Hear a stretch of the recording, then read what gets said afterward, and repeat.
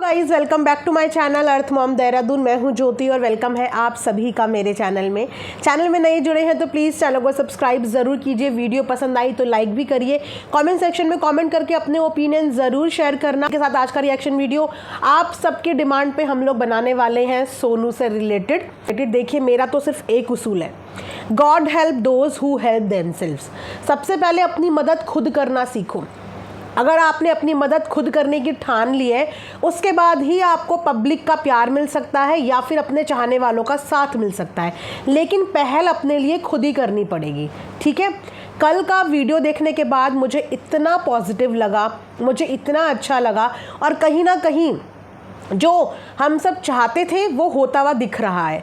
सोनू काफ़ी पॉजिटिव हुई और इसमें कंट्रीब्यूशन है निशा का। निशा जी का ये वाला रूप देख के मैं तो टोटली बहुत इम्प्रेस्ड हूँ। इसीलिए कहते हैं कि जो जैसा दिखता है वो वैसा होता नहीं और जो जैसा होता है वो ऐसा दिखता नहीं है। कल की उनकी स्टोरी सुनने के बाद और सोनू और निशा का ये कॉम्बो देखने के बाद मुझे तो दिल से बहुत ज़्यादा अच्छा लगा। आप में से कितने लोगों को अच्छा लगा है प्लीज़ कमेंट सेक्शन में ज़रूर कमेंट करना। रिएक्शन वीडियो में आगे बढ़ते हैं, लेकिन उससे पहले आप लोगों के साथ में शेयर करने वाली हूँ ये इतने सारे ब्लाउजेज़। टेंशन मत लो, ये बहुत ही रीज़नेबल प्राइस पे है क्योंकि इस समय पे चल रही है सेल। मैंने ज़्यादातर रेड और मेहरून कलर का कलेक्शन रखा हुआ है जो कि आपको मैं अपने कम्युनिटी सेक्शन में और इस चैनल के कमेंट सेक्शन में पिन कर दूंगी। ये मेहरून कलर का स्ट्रेचेबल ब्लाउज है। उसके बाद एक पैटर्न इसमें मैंने ये वाला मंगाया है, उसके बाद एक पैटर्न मैंने इसमें ये वाला मंगाया है और उसके बाद एक पैटर्न मैंने इसमें ये वाला मंगाया है। सारे के सारे ब्लाउजेस बहुत ही अल्टीमेट, बहुत ही यूनिक, बहुत ही स्टाइलिश और सबसे ज़्यादा बात है कि बहुत ही ज़्यादा रीज़नेबल है। ये सिर्फ रेड और मेहरून ब्लाउजेस का कलेक्शन है। इसके अलावा मैंने और भी कलेक्शंस ऑर्डर करे हैं, जैसे ही रिसीव होंगे आप सबके साथ शेयर करूँगी क्योंकि रेड और मेहरून ऐसे कलर हैं जो आपकी ऑलमोस्ट हर साड़ी के साथ कॉन्ट्रास्ट में चल जाते हैं, राइट। लेकिन इसके साथ साथ जैसे कि आपको पता है कि करवा चौथ आ रहा है और करवा चौथ में जो सबसे इंपॉर्टेंट चीज़ होती है वो है चूड़ियाँ। तो इस बार मैंने जो आपका चूड़ा मंगाया है ना वो बिल्कुल मल्टी कलर चूड़ा मंगाया है। कोई भी साड़ी आप इस करवा चौथ पहन रहे हो तो आपको इस बात की टेंशन नहीं लेनी पड़ेगी कि मैं कौन सा कलर की चूड़ियाँ मंगाऊँ, क्योंकि ये जो मल्टी कलर चूड़ा है मुझे लगता है कि इसमें ऑलमोस्ट वो सारे हाईलाइटेड कलर्स हैं जो बेसिकली हम लोग करवा चौथ में पहनते हैं। और सबसे बड़ी बात यह है कि सेल की वजह से इसके जो प्राइस है ना वो हाफ हो गए हैं। तो इसका भी लिंक, चूड़े का भी लिंक और साथ में ब्लाउजेस का भी मैंने कलेक्शन लिंक बनाया है, तो वहाँ पे आपको और भी कलेक्शन दिख जाएंगे। तो आपको जो पसंद आ रहा है जल्दी से ले लेना क्योंकि बहुत जल्दी आउट ऑफ स्टॉक हो रहा है। समटाइम्स तो मेरी ये चीज़ें आपको दिखाने से पहले ही आउट ऑफ स्टॉक हो जाती हैं। तो चलिए गाइज इसी के साथ आज का रिएक्शन वीडियो शुरू करते हैं। मैं बिल्कुल भी इंटरेस्टेड नहीं थी इन मियाँ बीवी के इस पूरे के पूरे ट्रायो में। रीज़न बिहाइंड कि कौन सही कौन गलत समटाइम्स समझ में नहीं आता, क्योंकि देखा जाए तो गलत सबके साथ हुआ है और देखा जाए तो गलत किसी के साथ भी नहीं हुआ। अपनी कन्वीनियंस के हिसाब से अपने चीज़ें अपने अपने हिसाब से एडजस्ट कर ली। लेकिन जब मैंने लाइव देखा इनके पति का, जैसे ही वो अपना ऑपरेशन करा के आते हैं, सबसे पहला झूठ तो इनके पति साहब जो इनके मिस्टर हस्बैंड हैं, जो इस समय पे इतने हवाओं में उड़ रहे हैं, इतने हवाओं में उड़ रहे हैं, मुझे समझ नहीं आता कि इतने हवाओं में कैसे उड़ रहे हैं। सरल भाषा में बताऊं, हो सकता है कि मेरी ये बात कड़वी लगे लेकिन सत्य है और सत्य कड़वा होता है तो एडजस्ट करना। इनके हस्बैंड को लगता है कि इन्होंने 2-2 शादियां करके 4-4 बच्चे पैदा करके बहुत कुछ लाइफ में अचीव कर लिया है। सॉरी बट आप यहाँ से पब्लिक से अगर पूछो ना तो आप एक लूज़र साउंड कर रहे हो। ना तो अपनी फर्स्ट वाइफ को खुश रख पाया, ना सेकेंड वाइफ को खुश रख पाया, ना ही अपने बच्चों को खुश रख पाया। जो खुश रख रहा है सिर्फ अपने आप को खुश रख रहा है। जिसने अपनी मस्ती के लिए शादियाँ तो 2-2 कर ली, प्यार तो 2-2 बार कर लिया, बच्चे तो पैदा कर लिए, लेकिन जिम्मेदारी के नाम पे किसी परिवार की कोई भी जिम्मेदारी नहीं निभाई। तो ऐसे ही इंसान को आप क्या बोलेंगे? ऐसे इंसान को आप क्या बोलेंगे? अब जब इनके हस्बैंड बीमार थे तो उस समय पे इनके हस्बैंड ये बोल रहे थे कि मुझे साइलेंट अटैक आया, जबकि ये सरासर झूठ था। ये बात ऑलरेडी अपनी लाइफ में पहले ही बोल चुके थे कि डॉक्टर ने बोला है ब्लॉकेज है और उसको ऑपरेशन तो कराना ही पड़ेगा। बोला था ना इन्होंने जब अपनी सेकंड वाली वाइफ के साथ लाइव आए थे कि उसका ऑपरेशन तो कराना ही पड़ेगा। तो ये साइलेंट अटैक नहीं था, ये एक प्लान्ड ऑपरेशन था क्योंकि आपके डॉक्टर ने आपको ऑलरेडी इस ऑपरेशन के बारे में बोल दिया था। ठीक है, जब ये पिछली बार बीमार हुए तो खर्चा इनकी सेकंड वाली वाइफ ने किया, इस बार बीमार हुए तो खर्चा इनकी पहली वाली वाइफ ने किया, और लाखों से नीचे की बात इनके पति नहीं करते। अपनी लाइफ में लाखों की बात कर रहे थे ये। जो इंसान लाखों कमाता है ना, उनकी वाइफ की ये हालतें नहीं होती, उनके परिवार की ये हालत नहीं होती। 2 शादियां अरमान मलिक ने भी की है ना। बहुत क्रिटिसिज्म मिलता है, आज तक समाज में वो जगह नहीं मिल पा रही है जो मिलनी चाहिए। लेकिन उस आदमी की एक चीज़ अच्छी है कि उसने अपनी दोनों बीवियों को ना सराखों पे रखा हुआ है। उसकी दोनों बीवियां कलह कलेश करती हुई नज़र नहीं आती हैं। उनकी दोनों बीवियों का फोकस ये है कि हमें ज़्यादा से ज़्यादा पैसा कमाना है ताकि हम अपने बच्चों का भविष्य और अपना बुढ़ापा सिक्योर कर पाएँ। वो कलह कलेश में टाइम वेस्ट नहीं कर रहे हैं। क्यों? क्योंकि उनका पति दोनों को ये फील नहीं होने देता कि मेरे लिए कौन ज़्यादा इम्पॉर्टेंट है, क्योंकि वहाँ पे उनका पति अपनी बीवियों को एक बराबर लेके चलता है। ठीक है, अब इनके पति की हुई तबीयत खराब नहीं, एक प्लान्ड ऑपरेशन हुआ क्योंकि उनके ब्लॉकेज थी। और ये ब्लॉकेज ना तो पहली बीवी की टेंशन की वजह से थी, ना ही दूसरी बीवी की टेंशन की वजह से थी। दुनिया में बहुत लोगों को ब्लॉकेज होती है, और ब्लॉकेज के मेडिकल रीजंस क्या हैं आप प्लीज़ जाके चेकआउट कर लेना। अनहेल्दी लाइफस्टाइल मेजर कॉज होता है ब्लॉकेज का, अनहेल्दी लाइफस्टाइल, जो कि इनके पति का है। पता है ना आप सबको किस तरीके का अनहेल्दी लाइफस्टाइल इनके पति कैरी करते हैं। लेकिन उसके बाद भी इनकी बीवियों के ऊपर इनकी हार्ट अटैक का ब्लेम आता है, जो कि बीवियों की वजह से नहीं है, जो कि इनकी खुद की अनहेल्दी लाइफस्टाइल की वजह से है। ये अपना ऑपरेशन कराते हैं, इनकी पहली बीवी अपना पूरा साथ पूरा सहयोग देती है। उसके बाद ये ऑपरेशन करा के घर आते हैं। घर आने के बाद ये एक लाइव करते हैं, जिस लाइव में ये सरासर इस बात का ऐलान कर देते हैं कि इनको रहना है अपनी सेकंड वाइफ के साथ और ये उसी को प्यार करते हैं। फेयर इनफ, अगर आपको अपनी सेकंड वाइफ के साथ ही रहना है और आप उसी से प्यार करते हैं तो फेयर इनफ, अच्छी बात है ना। उसके बाद ये टेरेस से आते हैं नीचे आने के बाद ये अपनी फर्स्ट वाइफ से बात करते हैं। उसको पता भी नहीं होता कि ये ऊपर और क्या क्या बोल के आए हैं, क्या क्या बात करके आए हैं, और नीचे आके अच्छे से बात करवाते हैं उससे। जब बाद में वो इनकी लाइव देखती है कि इन्होंने तो लाइव में पूरा ऐलान कर दिया है कि मैं तो प्यार करता हूँ तो अपनी सेकंड वाली से करता हूँ, रहना चाहता हूँ तो उसके पास रहना चाहता हूँ, तो फिर उसके पास रहो ना। आप तो उसको भी खुश नहीं रख पा रहे हो, आप तो उसके साथ भी नहीं रह पा रहे हो।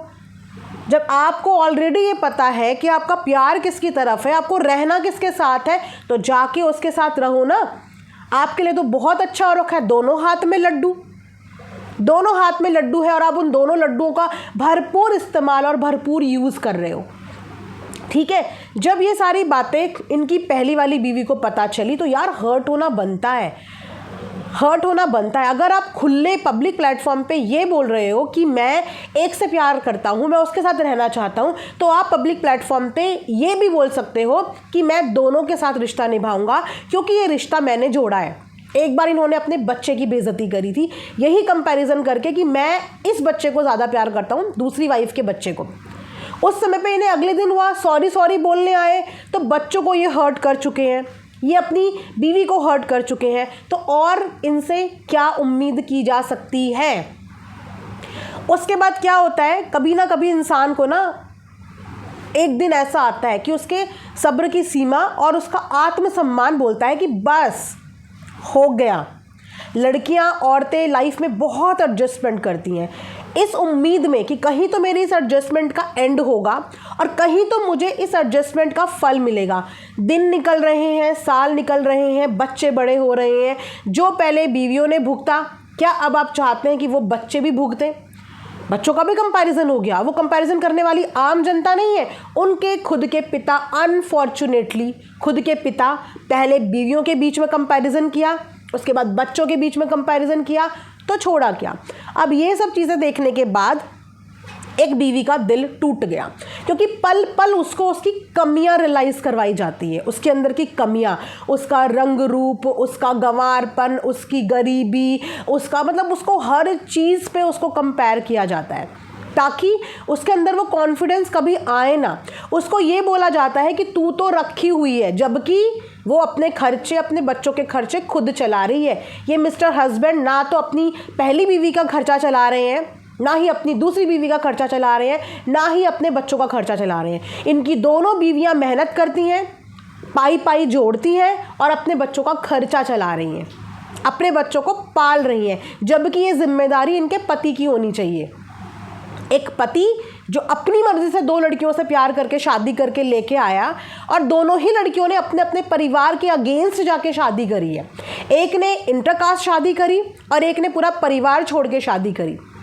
दोनों लड़कियों ने अपने अपने घर को प्यार के लिए कुर्बान कर दिया, और आज की डेट में वो दोनों लड़कियां परेशान हो रही हैं, डिप्रेशन में जा रही हैं। उनको समझ ही नहीं आ रहा है कि उनकी ज़िंदगी का आगे फोकस क्या है। ये सारी चीज़ें जब इनके पति ने लाइफ के दौरान बोल दी कि मुझे रहना सेकंड वाली के साथ है, और ये तो मैंने रखी हुई है, वहाँ से उनका कहते हैं ना थोड़ा इंसान डिप्रेशन में जाता है। होता है डिप्रेशन, इंसान का एज के साथ साथ उसका पेशेंस लेवल भी ख़त्म होता है।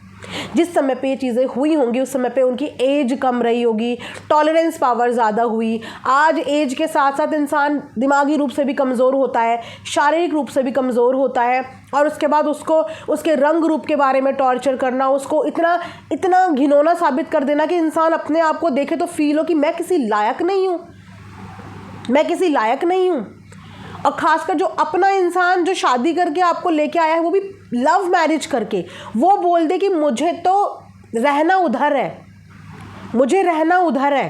अब कहीं ना कहीं कहते हैं ना, पहली वाली बीवी के सब्र का बांध टूटा और वो बहुत डिप्रेस हुई। उसने एक शॉर्ट वीडियो भी डाली जहाँ पे अपने रंग को लेके उसकी ना बॉडी लैंग्वेज में ही वो डिप्रेसिव चीज़ें साउंड कर रही थी, कि अपने कलर को लेके वो शिकायत करने लगी, अपनी चीज़ों को लेके वो कंप्लेन करने लगी, क्या मैं इतनी बुरी हूँ, क्या मैं इतनी गंदी दिखती हूँ, मेरे से भी काले काले लोग हैं। वहाँ पे एक इंसान को एक्चुअली में मोटिवेशन की ज़रूरत होती है, जो मोटिवेशन उसको निशा जी ने दी।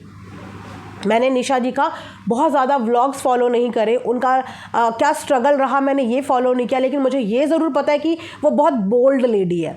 अक्सर अपने रील्स की वजह से वो चर्चा में बनी रहती हैं, कंट्रोवर्सी में बनी रहती हैं। लेकिन उस बोल्डनेस के पीछे का क्या रीज़न था, जब कल मैंने वीडियो देखा तो वो वीडियो मेरे लिए एक आई ओपनर वीडियो था। कि अक्सर इंसान हम सोचते हैं ना कि ये इतना कैसे बोल्ड है, ये इतना कैसे, क्योंकि उसके पीछे उसका स्ट्रगल होता है, उसके पीछे उसका दुख होता है जो उसको आज ऐसा बना देता है। एक एक बोली हुई निशा जी की बात कहते हैं ना एकदम कनेक्ट हुई है मुझे, एकदम बहुत प्रैक्टिकल बात उन्होंने बोली है। शादी में एडजस्टमेंट चलता है, पता है किस चीज़ में चलता है? 2 रोटी कम, 2 कपड़े कम, ठीक है, घर में कमरे कम, इन चीज़ों में शादी में एडजस्टमेंट चलता है। लेकिन इज्जत कम, एडजस्टमेंट नहीं चलता, प्यार कम, एडजस्टमेंट नहीं चलता, इन जगह पे एडजस्टमेंट नहीं चलता। तो जिस शादी में कोई गुंजाइश ही नहीं बची है, उस शादी को जोड़ के रखो, जोड़ के रखो, जोड़ के रखो। डिप्रेशन में जाते जाओ, खुद भी डिप्रेशन झेलो, बच्चों को भी डिप्रेशन का माहौल दो, टॉक्सिक माहौल दो जो हम झेलते हुए आ रहे हैं। अब अपने बच्चों की टीनेजर लाइफ स्पॉइल कर दो, क्या ये सल्यूशन होता है साथ रहने का?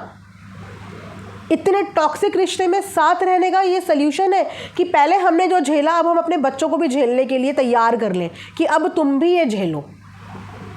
तो वहाँ पे निशा ने सबसे बड़ी बात तो ये बोली कि एक्चुअली में 2 प्यार करने वालों के बीच में नहीं आना चाहिए।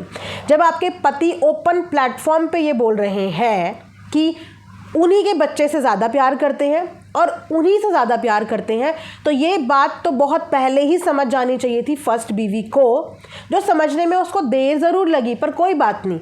सुबह का भूला अगर शाम को घर आए तो उसे भूला नहीं कहते। कि यस, आप ज़बरदस्ती किसी की ज़िंदगी में अपनी जगह नहीं बना सकते। अगर आपके लिए जगह होती उनकी ज़िंदगी में तो कोई दूसरा कभी आता ही नहीं। आपके लिए जगह में कमी थी, इसीलिए कोई दूसरा आपकी ज़िंदगी में आ पाया। और अब भी आप चाहे बाय हुक बाय क्रुक आप उनके लिए कुछ भी कर लें, आप वो प्यार उनका पा ही नहीं पाओगे, क्योंकि वो प्यार वो ऑलरेडी किसी को दे चुके हैं। तो ये होती है ज़िद।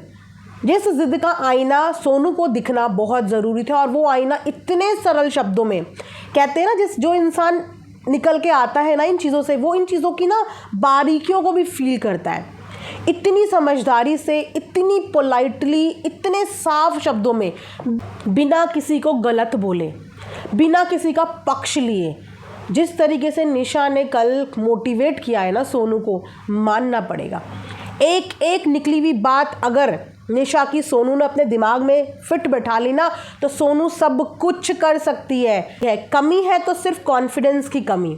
ये रंग रूप एक दिन सबका जाना है, बुढ़ापा सबको आना है, बुढ़ापे में खूबसूरत सबने नहीं रहना, लेकिन भगवान ने जैसा बनाया है उसके साथ कॉन्फिडेंस के साथ जियो, और ख़ासकर अपने बच्चों के लिए अपना कर्तव्य निभाओ, क्योंकि ये बात सही है कि जिसको हम इस दुनिया में लेके आए हैं उसके लिए हमारा कर्तव्य बनता है, क्योंकि हम अपने इच्छा अनुसार उस बच्चे को इस दुनिया में लेके आए हैं, और उसके लालन पालन की जिम्मेदारी तब तक हमारी है जब तक हम उसको उसके पैरों पे खड़ा ना कर दें। उसके बाद बच्चों का भी नहीं भरोसा कि कल को वो बच्चे हमारे साथ रहेंगे, हमें देखेंगे या हमें देखेंगे नहीं।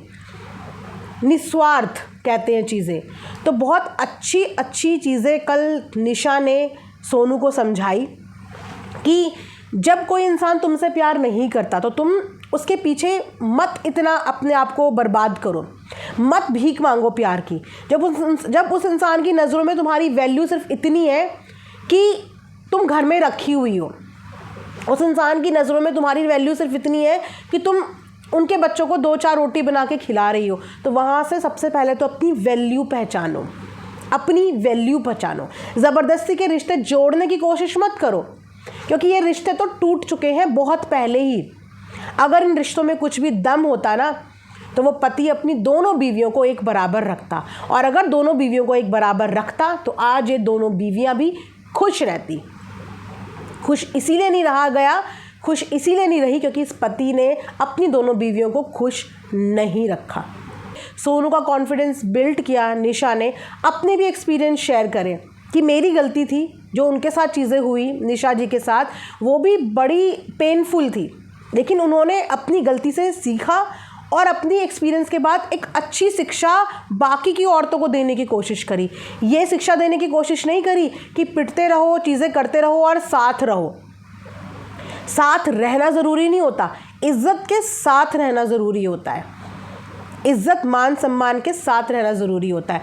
थप्पड़ खाने के लिए कोई भी किसी से शादी नहीं करता, और ये बात सही है कि एक बार किसी का हाथ आपके ऊपर उठता है या एक बार किसी की ज़ुबान आपके लिए खुलती है ना, तो फिर आप उसको कभी नहीं रोक पाते, फिर वो कम नहीं होती है, वो बढ़ती है। एक बार पति की गाली खा ली तो अगली बार वो गाली डबल आएगी, उससे बाद वो गाली ट्रिपल आएगी।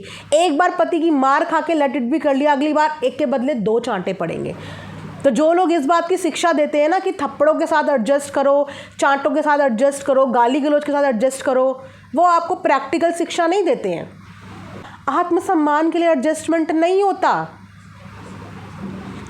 क्योंकि अगर आज आप अपने लिए नहीं बोल पाओगे तो कल को बच्चे हैं, उनको क्या शिक्षा दोगे, उनको कैसे समझाओगे? बच्चियां हैं, उनको क्या शिक्षा दोगे, कैसे समझाओगे?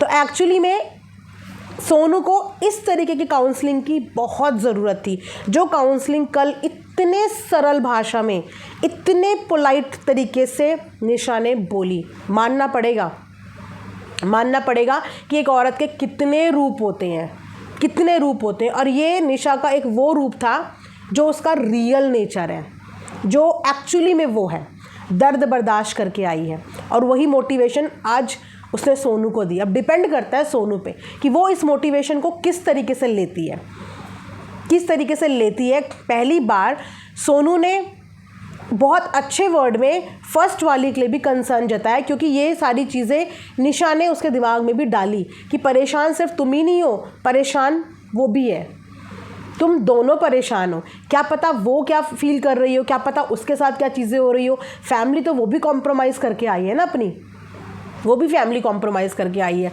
फ़र्क सिर्फ इतना है कि जो सेकंड वाली है वो कॉन्फिडेंट है, वो अकेले आ सकती है, अकेले जाती है, अकेले सब चीज़ें करना सीख चुकी है। और जो पहली वाली है वो अभी घर के पिंजरे से ही बाहर नहीं निकल पा रही है, वो जिम्मेदारियों से फ्री ही नहीं हो पा रही है, इसीलिए वो अपने करियर पे फोकस नहीं कर पा रही है। और यहाँ पे करियर पे फोकस करने का टाइम अब सोनू का आ गया है सोनू का करियर पे फोकस करने का टाइम, क्योंकि सोनू को ये बात अब समझ जानी चाहिए कि उसके पति के दिल में उसके लिए प्यार, रिस्पेक्ट कुछ भी नहीं है। तो अब अपने आत्मसम्मान को और ख़राब ना करो, अपने वक्त को और ख़राब मत करो, क्योंकि वक्त की बहुत कीमत होती है। बहुत ज़्यादा कीमत होती है। 2 बच्चों की जिम्मेदारियां हैं जो तुम्हारे पति कभी भी नहीं उठाएंगे, ना तो उनके बच्चों की ना आपके बच्चों की। तो इन जिम्मेदारियों का बोझ भी माँओं के सरों पे है, माँओं के सरों पे। अपने अंदर वो कॉन्फिडेंस लाओ। यूट्यूब भी एक प्लेटफॉर्म है, इंस्टाग्राम भी एक प्लेटफॉर्म है। दबा के काम करो, बेझिझक काम करो, बिना किसी टेंशन के काम करो। जो ज़िंदगी चल रही है, जैसी ज़िंदगी चल रही है, खुल के जियो और खुल के वाईटी पे दिखाओ। इतना प्यार जनता करती है, इतना सपोर्ट करती है। वो लोग गिने चुने होंगे जो रंग रूप ये सब चीज़ें करते हैं, लेकिन उससे ज़्यादा लोग प्यार करने वाले हैं जो साथ देंगे, सपोर्ट देंगे। अपनी जर्नी दिखाओ। जो चीज़ें नहीं आती हैं उन्हें सीखने की कोशिश करो। आपके आजू बाजू में जो लोग हैं जो इन चीज़ों के बारे में जानते हैं, उनसे सीखो, उनसे सीखो और अपने अंदर कॉन्फिडेंस लेके आओ। और ऐसे पति के साथ रहने का कोई भी फ़ायदा नहीं है जो रिश्ता ऑलरेडी टॉक्सिक हो गया हो। कल को डिप्रेशन में जाके इनको कुछ हो गया तो बच्चों का भविष्य तो ख़राब हो गया ना। इनको कुछ हो गया, वहाँ पे उनको कुछ हो गया। वो दोनों एक दूसरे को प्यार करते हैं, दोनों की आंखों में दिखता है, दोनों की ही आंखों में दिखता है। तो इस चीज़ को एक्सेप्ट कर लो, एक्सेप्ट कर लो और उनको उनकी ज़िंदगी जीने दो कि आप अपनी ज़िंदगी जियो। ना कभी अपने चेहरे पे इस बात की टेंशन लाओ, ना फिक्र लाओ। अब आपकी ज़िंदगी सिर्फ आपके बच्चों के लिए होनी चाहिए, क्योंकि आपको वो कर्तव्य अपना पूरा करना है, वो चीज़ आपको पूरी करनी है। फिर देखो, चेहरे पे चमक भी आएगी, रौनक भी आएगी, कॉन्फिडेंस भी आएगा जब काम करने लगोगे। अच्छे से अपने आप को कैरी करो, अच्छे कपड़े पहनो, अच्छा खाना खाओ, अच्छा कमाओ और बच्चों के लिए दिन रात मेहनत करो। तो इसे कहते हैं मोटिवेशन। बिना किसी को नीचा गिराए हुए किसी का साथ देना। किसी को नीचा गिरा के आप कभी किसी दूसरे को ऊपर नहीं उठा सकते। ये करके आप सिर्फ सोशल मीडिया पे तांडव क्रिएट करते हैं, सोशल मीडिया पे लड़ाई झगड़े का माहौल बनाते हैं। लेकिन कल जो पीसफुल व्लॉग आया है निशा की तरफ से, बिना किसी दूसरे को नीचा दिखाए हुए, उसने बिल्कुल करेक्ट जगह पे करेक्ट बात करी है, बिना किसी को नीचा दिखाए हुए, बहुत सरल अंदाज में। अप्रिशिएट करूँगी मैं इस चीज़ को। प्लीज़ कमेंट सेक्शन में आप सब भी बताना। नेक्स्ट रिएक्शन वीडियो में, तब तक अपना ढेर सारा ध्यान रखो। Thanks for watching Earth Mom Dehradun. Bye bye, take care, love you all.